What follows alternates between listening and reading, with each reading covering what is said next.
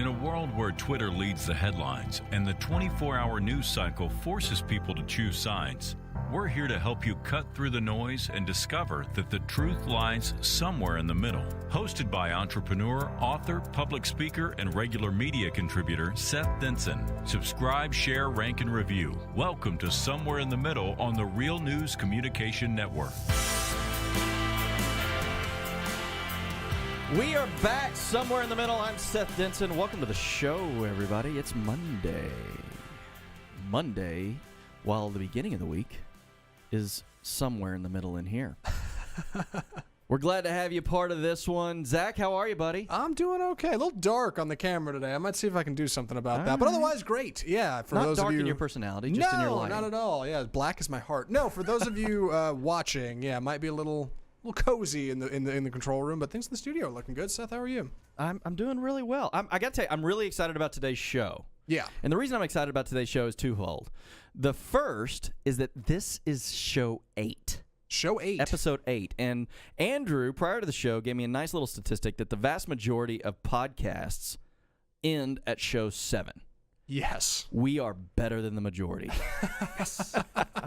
We've made it. It's if the we go victors. nowhere from here, we've at least done more than most. Right. You cleared that hump, and that is admirable at the end of the day. Yeah. I appreciate it. Congrats. Big Well part of done. that, buddy. Thank you. Aw, thanks. The second reason I'm excited about today's show is this is the show that I've wanted to do since we talked about doing this show, but out of fairness to other topics and things going on in the world, I thought I would use this as the Catalyst 8th show to show that we have made it past the hump, and that is healthcare. Healthcare. As most of you know, if you're a regular listener to the program, I am in the healthcare industry. I've been in healthcare for nearly 20 years now. All of my adult vocational life has been dedicated to the healthcare industry, and I have always had some very opinionated thoughts on healthcare. Yeah. And while we will not even be able to scratch the surface of all of the things that I have to say on healthcare, we will take up a couple of key topics that are hot off the presses in the news over the last couple of weeks as it relates to healthcare. And so I'm really excited about that. And what we're going to do is we're going to take that and we're going to blend it with what's going on just kind of across the social scene as it relates to healthcare.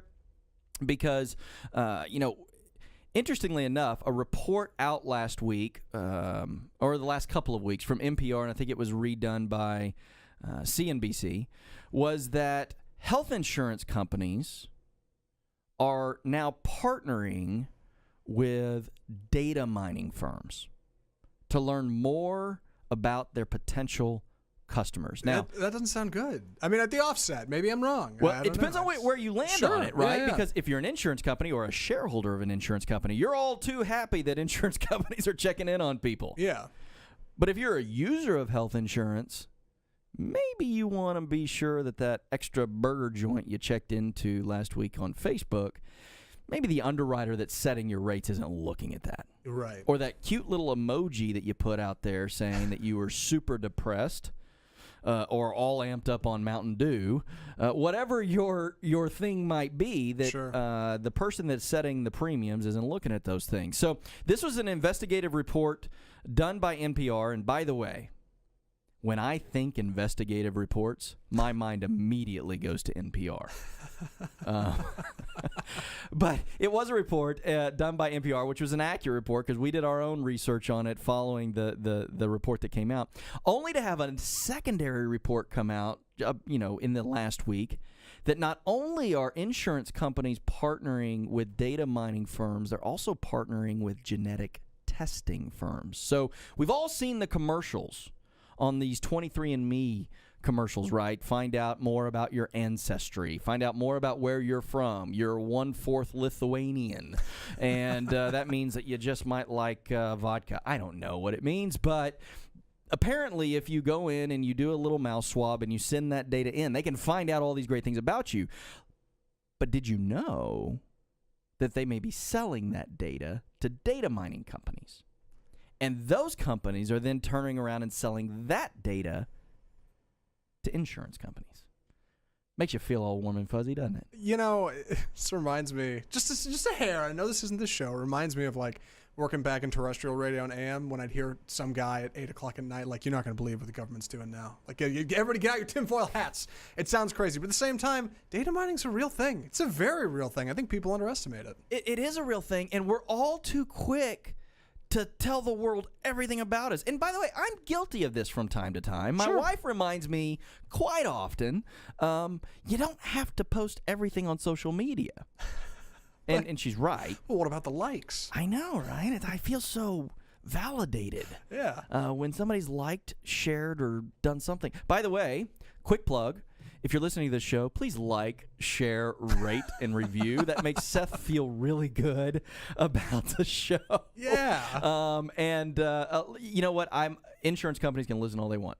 Right. I'm not on their Christmas card list anymore, and we'll get into that in future shows as to the health insurance industry and my thoughts on that. But anyway, so yeah, I want to take up this topic today because I think it does blend this idea of what's going on in the health insurance sphere, health care sphere, along with the total, the social media sphere, the Twitter world, genetic testing. All of this is all about our fingerprint in life. And if your sole purpose as an insurance company, listen to me here for a second, your sole purpose as an insurance company is to return margin to your shareholders, the more data you might have, the better. So I'm joined in the booth, as always, by Mr. Andrew Ellsworth Clark himself. Howdy, howdy. Happy Monday. Still looking sharp, man. Always. A different vest and tie today, though. Thank you. So the vest thing must be your new thing. I like that. You're the vest guy. I was going for it, yeah. All right. Well, good deal. Glad to have you back on, buddy. Thanks. Good to be here. So let's take this on a little bit. Let's talk a little bit about what's going on and what these reports have told us and why this really matters to you, our faithful listeners. So this report said, again, a couple of weeks ago, that data mining companies, and there's a number of data mining companies out there. I think LexisNexis out of, Atlanta is one of these big companies. Okay. And there are literally dozens of these companies. They are setting up health fairs all throughout the country. And we've all been to these events, right, where you're walking through and you want the swag stuff, right, the stress ball or the possible free cruise and all this. All you got to do is give them a little information about yourself. That's right. You get a pen and a 2 gig flash drive, and all you got to do is give them your email. It's good and stuff, you're on your man. way. Free is free. By the way, nothing is free. Nothing? Something is always gained by me giving you something. Right. Right? And so what these data mining companies are doing is they're setting up shop. They're inviting people into these health fairs. And by the way, they're doing some good here. I don't want to just completely dismiss what they're doing. You know, if you're coming in, they're going to check your heart and your blood pressure, and you're going to get a chance to visit with a nurse or a doctor and maybe, get some information about some things that are out there in the world, right? But at the same time, you're also giving over information. And that information is this data about yourself, right? What's your blood pressure? What's your LDL level, right? All of this stuff. But in addition to that, we want you to check in on Facebook that you were here. Ooh. We want you to tweet about this at #WeKnowEverythingAboutYou. Right? Because when you do that, now we know. And so the question is, what are insurance companies doing with this? And then we'll pivot on that here in a minute. We'll talk about what they're doing with the genetic testing stuff. But what these health fairs are doing and the gathering of this data is insurance companies are able to then go buy this data. Now, the report wasn't clear, and obviously insurance companies aren't actively sharing what they're going to be doing with this data. But I don't think it's to make sure they're delivering you more cost-effective access to health insurance. Call me a cynic, but I've been in the business for 20 years, and I'm a cynic. And I'm also a realist, and I'm looking at what the share price of insurance companies have done over the past decade, and I assure you they are going up. How do they go up? Newsflash. Collect more money in premiums than you pay in claims. How do we do that? We need to know more about the people that we'll be paying claims on. Now, there's certain aspects of the Affordable Care Act that protect the consumer from a healthcare side, just like there are aspects of what's called the Genetic Information Non-Discriminatory Act of 2008, signed into law by President George W. Bush. We call it GINA for short. What it says is that Gina says that health insurance companies can't use your genetic data based on a test that you've had done to set your rates or penalize you personally. But that doesn't mean that life insurance companies can't. Or disability insurance or long-term care companies. All of these companies that might want to know more about your future than your past will want to know that information. Because historically, we've always operated in the insurance world in the United States under what are called mortality tables or law of large numbers. And effectively, what that means from an underwriting perspective is my ability to predict the future. I want to know what the probability is that you will cost me as an insurance company money. And the more data I have, this is what we call the crystal ball factor. The more data I have on you, the more my crystal ball starts to become clearer. And I can predict the future with pinpoint accuracy.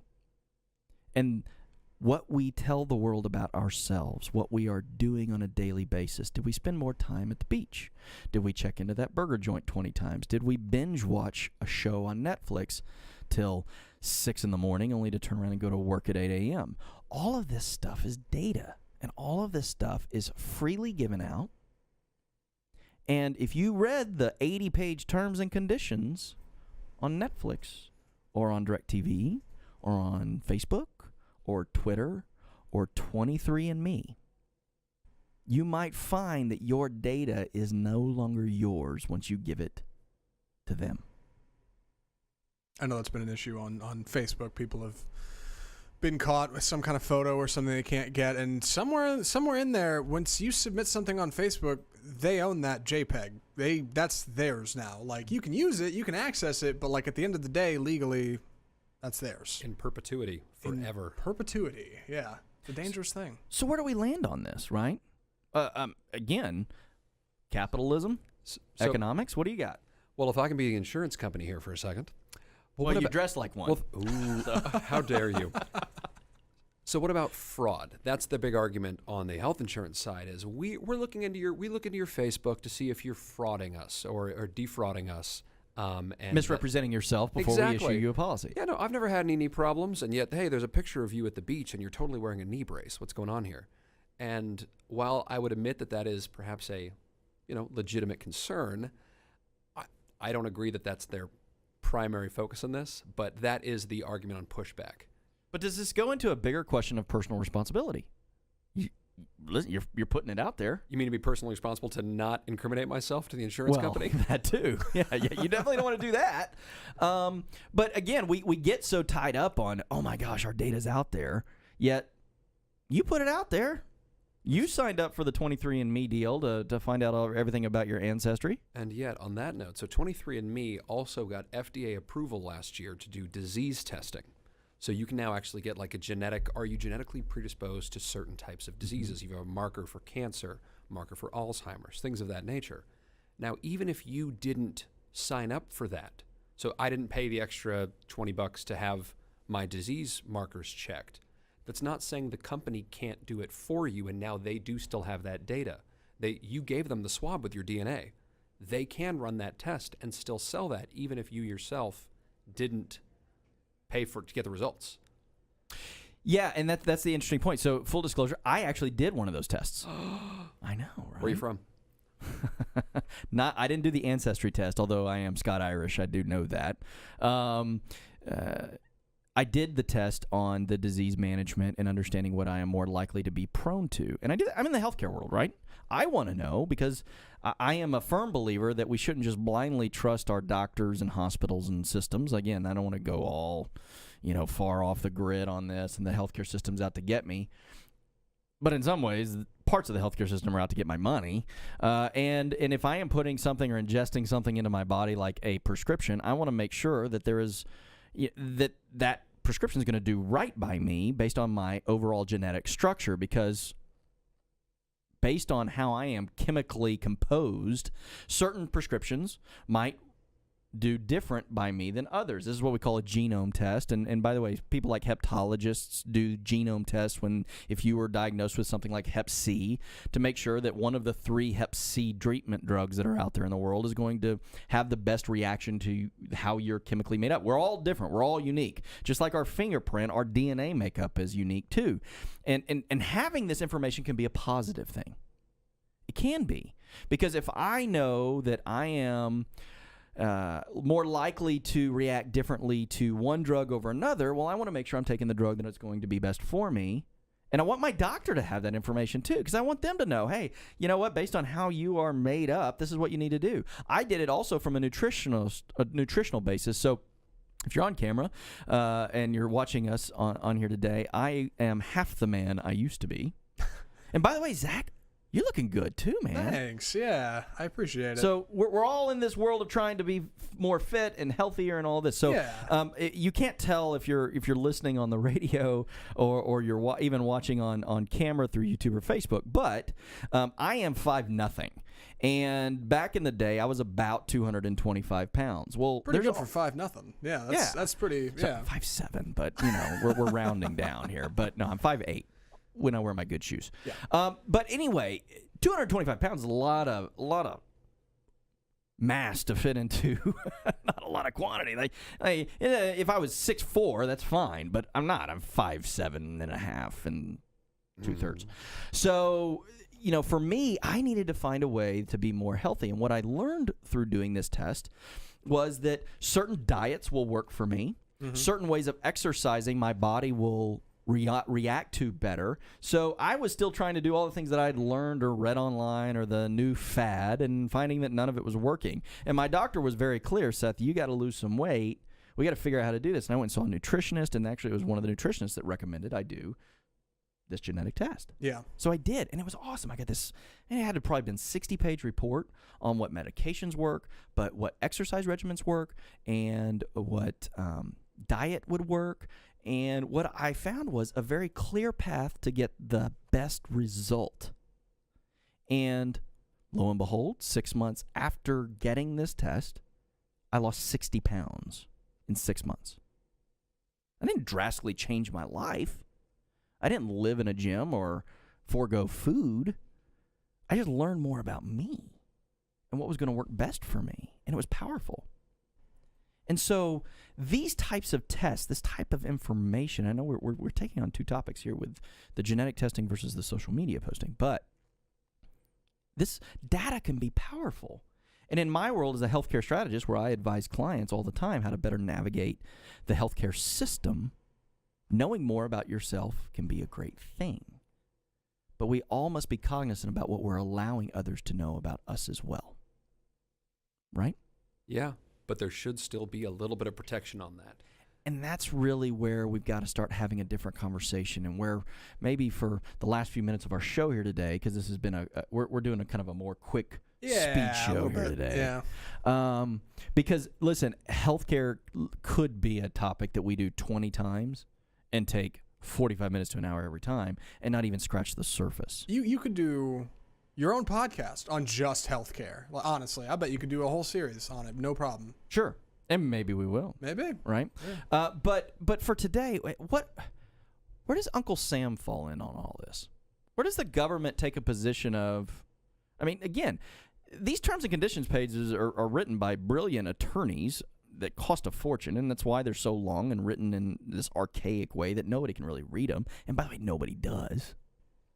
So I would say, you don't necessarily need to be protected from yourself, but how about things like genetic information can't be used to discriminate me against a mortgage or employment or selling me a car?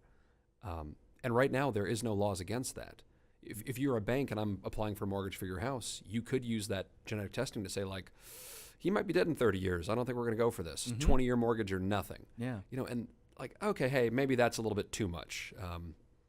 You know, or hey, we're not going to give you a job working outside because you're likely to get skin cancer based on your genetic testing, and then I'm going to have to pay for it. And I think there should be a boundary somewhere in there for genetic discrimination. Yeah, listen, I agree. And I think this is the challenge that again, and I've stated this a number of times, I'm a free market capitalist, right?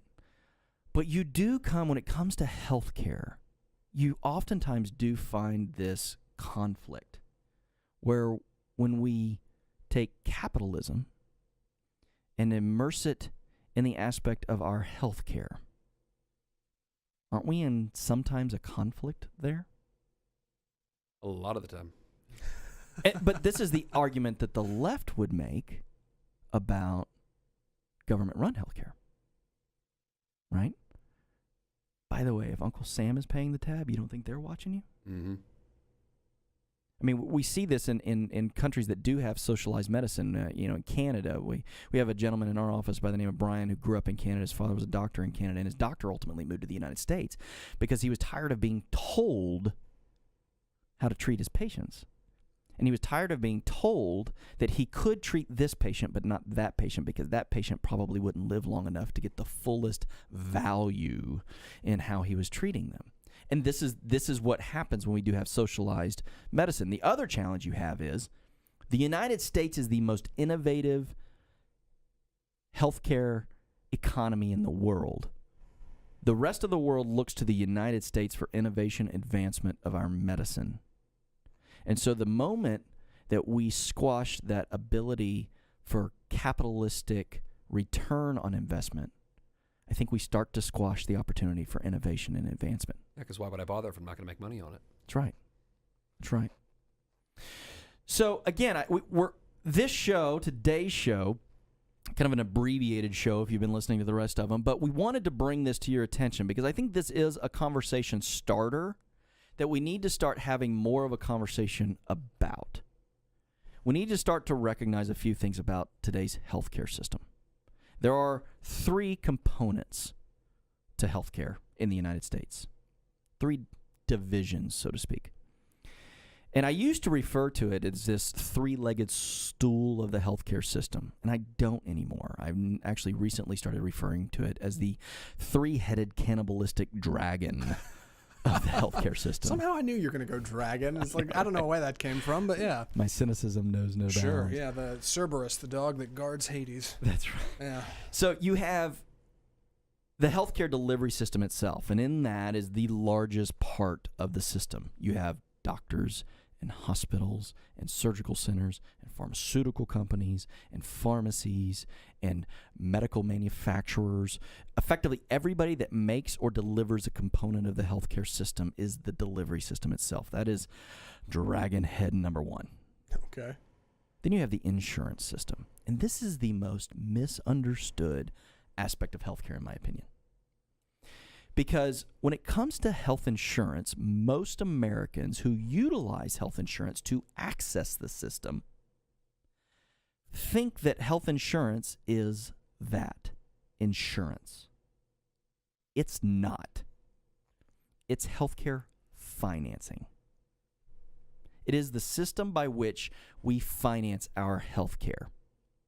So if you're getting your health insurance through your employer, what insurance companies are doing is they're aggregating lots of employers together, and they're lumping them together, and they're collecting these amounts of money, and they got to make sure they're collecting more, and they're spreading that risk, and thus the reason for the value of insurance. But when we are financing things, we have to start having a real conversation about what we need to finance versus what we don't, because I hear it all the time. Well, I got a $25 copay. What do I care? Well, because whatever the insurance company is paying on your behalf for that $25 copay, they're just going to amateurize it, add margin to it, add interest to it, and sell it back to you over the next 20 years in health insurance premiums. Don't believe me? Look at what your health insurance premiums were 20 years ago versus what they are today. And at the same time, go pull up the ticker symbol of every major publicly traded health insurance company over the last 20 years. You will find they are very valuable. And I have never seen at another point in my life private equity money move into healthcare like I see it now because the returns are so great. So these big banker Wall Street guys that used to invest money in other places are now investing it in healthcare because when it comes to healthcare, we, the 3rd head of the dragon, the consumer, are dumb. That's it. We treat healthcare unlike anything else we consume. We wait until that which we have received is received before we ever ask questions about what we've received or at what price we just received it. And the other 2 heads of that cannibalistic dragon, the delivery system and the finance system, feed off of that. And until we start to get to a point where we start to peel back the layer of the onion and recognize that we, the consumers, must do a better job of being just that, the consumers, we will not solve this problem of healthcare in the United States. So help me turn this around at the end. Andrew and I were talking before the show, and I was like, I feel like I'm gonna need a hug at the end of this whole thing, and I do. All right, so help me see the light here. What's the answer? Take your Flintstone vitamins and everything will be okay? I mean, I know this isn't exactly a podcast where we're making legislation or anything, but I mean, you guys got any advice to the consumer? Being more informed, being more aware? What do you got? Yeah, I got a lot of advice, but we don't have the time for all of it today. But I'm going to leave you with a couple of key pieces here. First and foremost, part of the solution to a problem is identifying that you have one. And so long we have been sold that we have a health insurance problem in the United States. That was what the Affordable Care Act was all about, solving health insurance crisis. Well, health insurance isn't the problem. Health care is. And I know I'm not demonizing people in the healthcare industry. Doctors are great, nurses are great, and even hospital administrators, for the most part, many of them are good. But put them all together and put a capitalistic incentive around it, and their job is to make money. And so the problem that we have isn't health insurance, it's actual cost of health care. And if we want to solve the health insurance problem, one head of the dragon, we must solve the other piece, which is what the finance company, the insurance company is financing, which is health care. And how do we do it? Well, it's not likely we're all going to wake up tomorrow and all these for-profit insurance companies and for-profit hospitals and systems are going to say, we want to do the right thing. We're going to stop charging so much. And so this is where we have to come together somewhere in the middle and recognize that the argument on the far right that everything is about a free market system may not be right. On the flip side, the argument on the far left that we need the government to come in and take complete control will squash innovation, access to care, and maybe our ability as independent citizens to access that care when we feel it necessary. Neither option is the answer, but maybe the answer lies somewhere in the middle. And so as we think about wrapping up a bow on today's show, a couple of key tips for you. Be cognizant of what you are signing up for, whether that be a genetic test, a Twitter page, Facebook page, Netflix account, any of these things. I'm not saying any one thing negative about any one of these companies.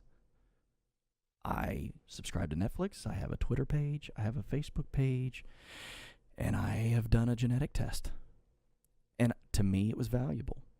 But I needn't be so naive as to think that it ended there either. Be smart about your information. Be aware of where it's going. Be aware of who's getting it and for what. And when it comes to healthcare, I do know where I land on starting the conversation towards solving the problem. But before I get into that, thanks, Zach. Thanks for a great show today. Show number 8. Yeah, it was a good time. Big thanks to the folks here at Real News Communication Network who have kept us on the air beyond 7 shows to the 8th show, and I am super excited if we don't get canceled and we get the 9th. Wait and see. Next week, stay tuned. That's right. Big thanks to Andrew Clark, always in studio, always bringing good thoughts and ideas. Even though he's from California, we still let him in the booth. We appreciate it. Thanks. Thanks for wearing a sharp suit and tie today. Wife beater next week. That's all it is. No, never mind. There you go. No, we may not invite Andrew to the next week's show. A special thanks to my beautiful wife, Jenna, my wonderful daughters, Emerson and Arabella, who make me want to find a solution to what's going on in the healthcare world, because healthcare is something that we are all going to need as we continue to live our life.